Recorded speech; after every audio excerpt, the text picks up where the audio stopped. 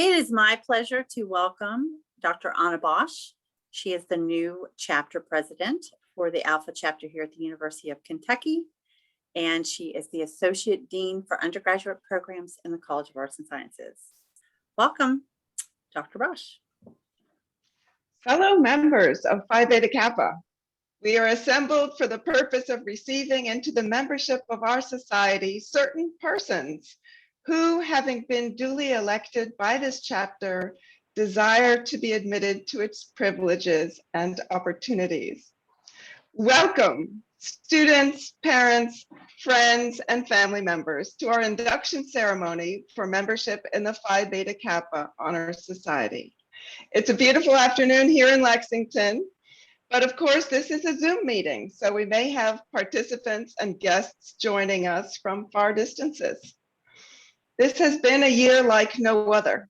I don't need to tell any of you, but it gives me great pleasure to continue our traditional events such as this one, even if we have to do it in new and unfamiliar ways.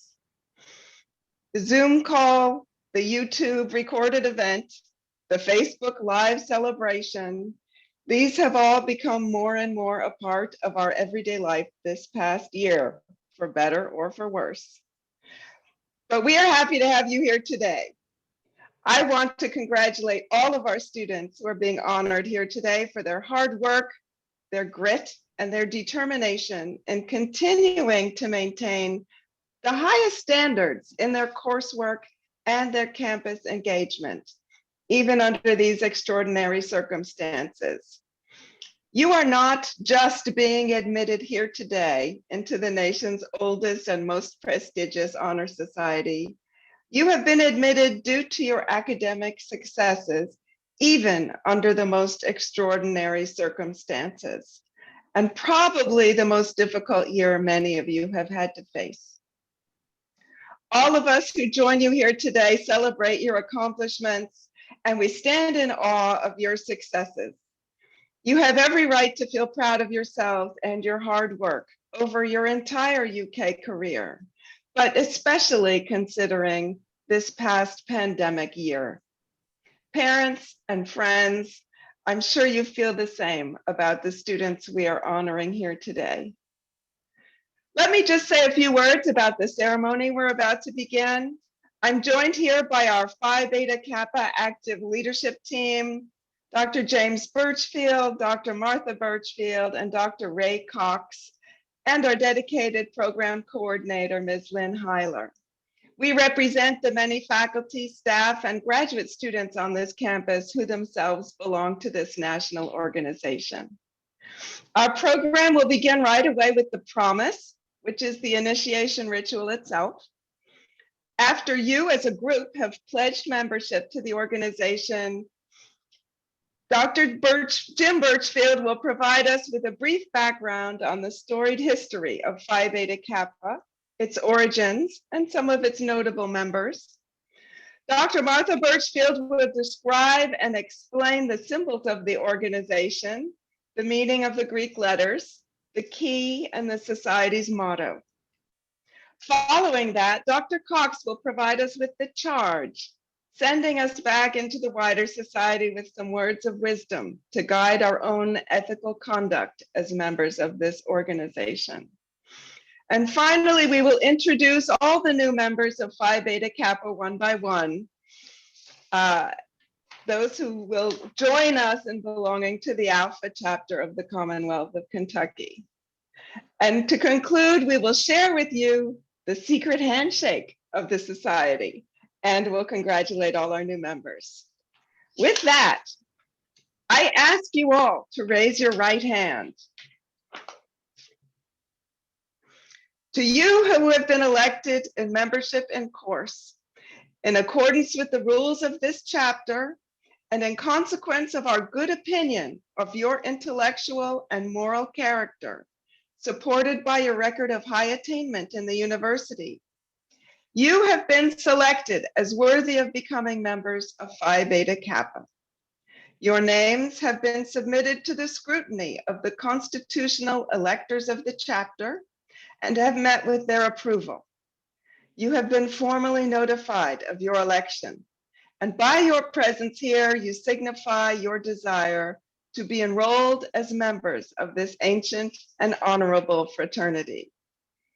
By the rules of this chapter, each initiate must personally pledge allegiance to the society and sign the register, which you'll have occasion to do next week when you visit Lynn Heiler in her office.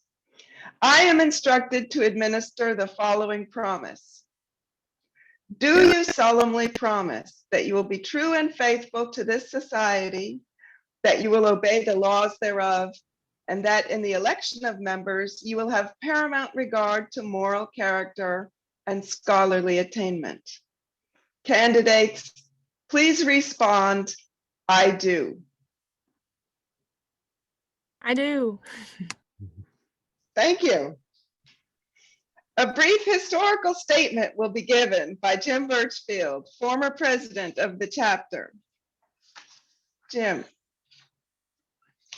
On December the 5th, 1776, a group of young men, students of the College of William and Mary in Virginia, meeting in the Apollo Room of the Raleigh Tavern, Williamsburg, formed the Phi Beta Kappa Society, which they dedicated to high purposes with 18th century eloquence.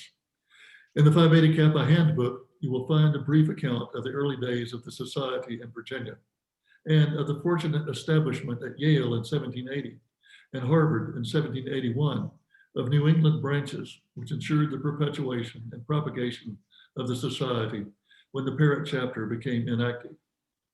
During the following half century, 4 more chapters were founded at Dartmouth in 1787, Union in 1817, Bowdoin in 1825, and Brown in 1830.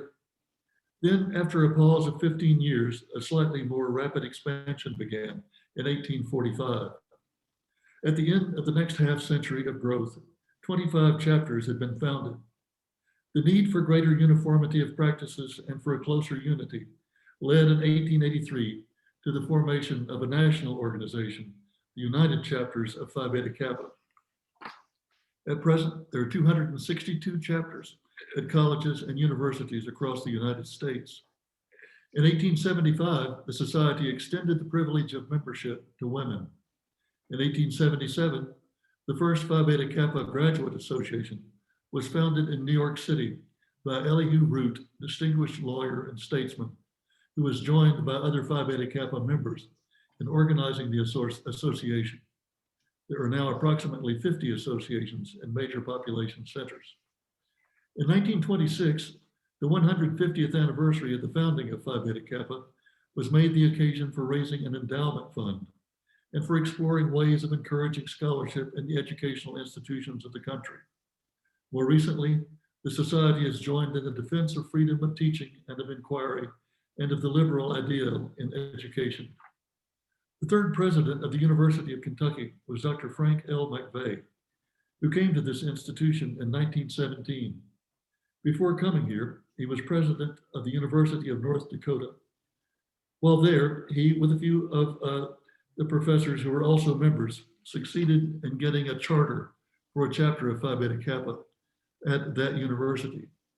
He launched a similar effort here, and on September 24th, 1925, the United Chapters of Phi Beta Kappa granted a charter to the faculty of the University of Kentucky. On March 12th, 1926, the local chapter, which consisted at that time of Dr. McVeigh and 11 members of the faculty, held its first meeting at Maxwell Place and elected 45 new members. Today, the Commonwealth of Kentucky has 2 chapters of Phi Beta Kappa, our own Alpha chapter and Beta chapter at Center College in Danville. Today, there are Phi Beta Kappa graduate associations and population centers throughout the country that offer members the opportunity to continue an active affiliation with Phi Beta Kappa after graduation. Thank you. Martha Birchfield will explain the keys, mottos, and signs of the society. Martha. The original organization at William and Mary was a secret society, and the oath transmitted to the first 6 northern branches contained a promise to preserve inviolate the secrets of the same. As a result of the anti-Masonic agitation of the 1830s, Most of the branches followed the lead of Alpha of Massachusetts and repealed the injunction of secrecy. They retained, however, the medal or key with its symbolic engraving and the interpretation of these symbols and other signs of the society has continued to constitute a part of the form of initiation. The present standard key is substantially the same as the original medal of Alpha of Virginia. On the obverse, the medal bore the Greek letters Phi Beta Kappa, the initials of the words Philosophia Biou Kubernetes, love of wisdom, the helmsman of life. In the upper left corner, 3 stars symbolize the aims of the society: friendship, morality, and literature. A pointing hand in the lower corner symbolized aspiration. On the reverse, the letters SP represented the second motto of the society, Societas Philosophiae. Below them was engraved the historic date, December 5th, 1776. And above them, the name of the member was sometimes inscribed. The signs of the society, which tradition has preserved, are 2. When members met, they greeted each other by drawing the backs of the index and middle fingers of the right hand across the lips from left to right, thus apparently affirming that their lips were sealed. They followed this sign with a handshake, which you will learn at the end of this program. And now Professor Ray Cox, Secretary of the Alpha Chapter, will deliver the charge. The unique position of Phi Beta Kappa and its usefulness can be safeguarded only by unremitting attention to what has become the law of its being. The prestige of the fraternity is due to the fact that it is an association of men and women of scholarly attainment who have proved their merit according to the accepted standards of college discipline. The best proof of the utility of the fraternity is the esteem in which the election is held. Whatever may be said of the value of the various activities proposed for the organization, the essential thing is to hold to the theory of the fraternity as a fellowship of scholars, admission of which is an honor conferred by reason of demonstrated worth. The success of Phi Beta Kappa continues to lie in what it is, rather than what it does. The particular interest of Phi Beta Kappa is in liberal education, and whatever debate there may be as to its exact definition or its prerequisites, it exists as an ideal. Intensive critical study of educational aims and methods has found nothing to take its place. It means the development by careful training of the capacity to appreciate what has been done and thought, the ability to make worthwhile appraisals of achievements, doctrines, theories, proposals. It is liberal because it emancipates. It signifies freedom from the tyranny of ignorance and, what is worse, the dominion of folly. Learning is not its aim so much as intelligence served by learning. At this time, when the world stands in need of every influence which favors intellectual discipline and achievement as against the complacent indifference, the service of Phi Beta Kappa is of heightened value. It holds aloft the old man of the scholarship, and to the students who have turned aside from the easier paths and by their talent and fidelity have proved themselves to be worthy, it gives a fitting recognition of a special distinction. And it cannot be said that the careers always fulfill the early promise. Even by this test, in the main, Phi Beta Kappa has been justified. And I'd like to conclude the charge with the actual words of the ritual from 1779, quote, "You all at this moment experience in yourselves a heartfelt satisfaction, which I do at this a valuable acquisition. Friendship herself, pleased with her success, now smiles at the addition to our fraternity. Let it be our joint care to extend the friendship which has ever been exercised by this society to these new members, that they may hereafter become veterans in her service." Thank you, Ray. Now we will have a special presentation of the members in course. Jordan Bernard, Sarah Bombries, Jacob Concolino, Michael DiGirolamo, Matthew Friedman, Usman Hamid, Maria Herxa, Jacqueline Jameson, Gretchen Keflinger, Eleni Lynch, Sophia Marcola, Laura McAllister, Anne-Marie McAtee, Margaret Merrifield, Morgan Rolder, Sarah Ross, Asa Ruiz, Doug Saracen,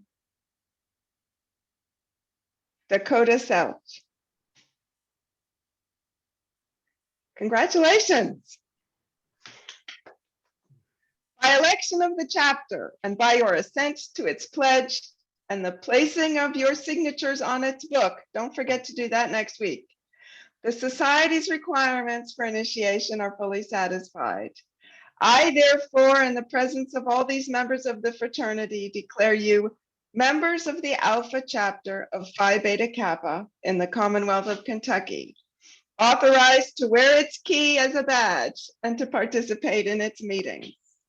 It is now my pleasure to welcome you as members of the chapter. And we have a special presentation on the secret handshake of Phi Beta Kappa.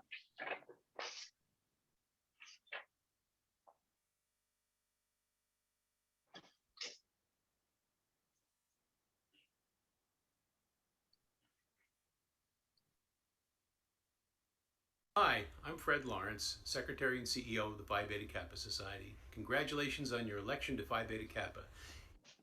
You the secret handshake yet? It's my pleasure to do so now. The secret handshake actually goes back centuries to when we really were a secret society, and the symbol when two members pass each other on the street was to take these two fingers, draw them across the mouth to say our lips are sealed. Well, our lips aren't sealed anymore. We want the whole world to know you're a member of Phi Beta Kappa, but when two members meet, it's those same two fingers clasped, and that's the secret handshake. I really look forward someday, and hopefully very, very soon, to meet all of you in person and to be able to share a proper Phi Beta Kappa greeting. Congratulations and welcome to the Phi Beta Kappa family.